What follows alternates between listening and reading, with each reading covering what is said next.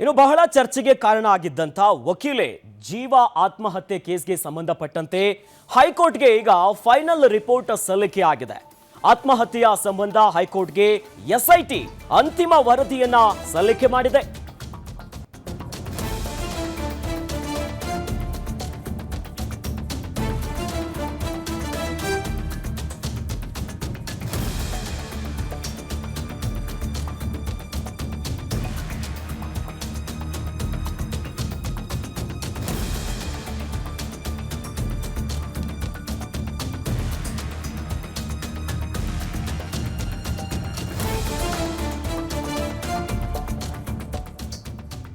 ಬೋವಿ ನಿಗಮ ಹಗರಣ ಸಂಬಂಧ ವಕೀಲೆ ಜೀವ ಆತ್ಮಹತ್ಯೆ ಪ್ರಕರಣದ ತನಿಖೆಯನ್ನು ನಡೆಸಿರುವಂತಹ ಎಸ್ಐಟಿ ಅಧಿಕಾರಿಗಳು ಈಗ ಒಟ್ಟು 2300 ಪುಟಗಳ ಅಂತಿಮ ವರದಿಯನ್ನ ಸಿದ್ಧಪಡಿಸಿ ಹೈಕೋರ್ಟ್ಗೆ ಸಲ್ಲಿಕೆ ಮಾಡಿದ್ದಾರೆ.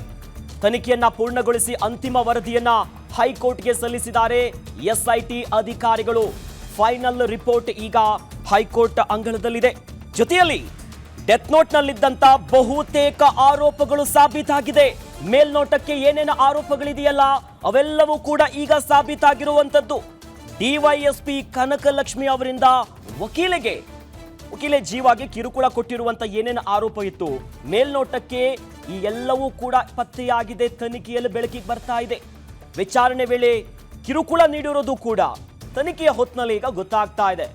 FSL ರಿಪೋರ್ಟ್ಸು, ಮರಣೋತ್ತರ ಪರೀಕ್ಷೆಯ ವರದಿಗಳು, ಜೊತೆಯಲ್ಲಿ ಡೆತ್ ನೋಟ್ ಫಾರೆನ್ಸಿಕ್ ರಿಪೋರ್ಟ್ ಒಳಗೊಂಡಂತೆ ಇತರ ವರದಿಗಳು ಈಗ ಸಲ್ಲಿಕೆಯಾಗಿದೆ.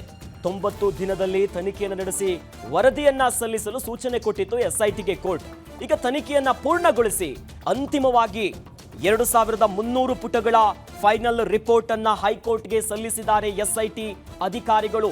ಅಂದ್ರೆ ಯಾವಾಗ ವಕೀಲೆ ಜೀವ ಅವರ ಆತ್ಮಹತ್ಯೆ ಕೇಸ್ ಆಗತ್ತೆ, ಸಾಕಷ್ಟು ಆರೋಪಗಳು ಬಂದಿತ್ತು. ಡಿವೈಎಸ್ಪಿ ಕನಕಲಕ್ಷ್ಮಿ ಅವರು ಅಂದ್ರೆ ವಿಚಾರಣೆಯ ಹೊತ್ತಿನಲ್ಲಿ ಅವರಿಗೆ ಕಿರುಕುಳ ಕೊಡಲಾಗಿದೆ, ಸಾಕಷ್ಟು ಮಾನಸಿಕವಾಗಿಯೂ ಕೂಡ ತೊಂದರೆ ಕೊಟ್ಟಿದ್ದಾರೆ ಅನ್ನೋ ಆರೋಪ ಇತ್ತು.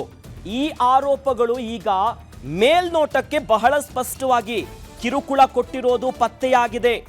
ವಿಚಾರಣೆ ಹೊತ್ತಿನಲ್ಲಿ ಯಾವ ರೀತಿಯಾಗಿ ಕಿರುಕುಳವನ್ನ ಕೊಟ್ಟಿದ್ರು, ದೌರ್ಜನ್ಯಗಳ ಆಗಿತ್ತೇನೋ ಆರೋಪ ಏನಿತ್ತಲ್ಲ, ಇವೆಲ್ಲವೂ FSL ರಿಪೋರ್ಟ್ಸ್ ಒಂದು ಕಡೆ, ಮರಣೋತ್ತರ ಪರೀಕ್ಷೆಯ ವರದಿ, ಇನ್ನು ಡೆತ್ ನೋಟ್ ಮತ್ತು ಫಾರೆನ್ಸಿಕ್ ಇವೆಲ್ಲ ಅಂಶವನ್ನ ಅಳೆದು ತೂಗಿ ಲೆಕ್ಕಾಚಾರ ಹಾಕಿರುವಂತಹ ಎಸ್ಐಟಿ ಸಲ್ಲಿಸಿರುವಂತಹ ಅಂತಿಮ ವರದಿಯಲ್ಲಿ ಇವೆಲ್ಲವೂ ಕೂಡ ಮೇಲ್ನೋಟಕ್ಕೆ ಬಹಳ ಸ್ಪಷ್ಟವಾಗಿ ಗೊತ್ತಾಗ್ತಾ ಇದೆ. ಹಾಗಾಗಿ 90 ದಿನದಲ್ಲಿ ತನಿಖೆ ಮಾಡಬೇಕನ್ನೋದಾಗಿ ಈ ಒಂದು ಪ್ರಕರಣವನ್ನ ಎಸ್ಐಟಿಗೆ ವಹಿಸಿತ್ತು ಕೋರ್ಟ್. ಸದ್ಯ ಈ ಎಲ್ಲವೂ ತನಿಖೆಯನ್ನ ನಡೆಸಿ 2300 ಪುಟಗಳ ಅಂತಿಮ ವರದಿಯನ್ನ ಹೈಕೋರ್ಟ್ಗೆ ಸಲ್ಲಿಕೆ ಮಾಡಲಾಗಿದೆ.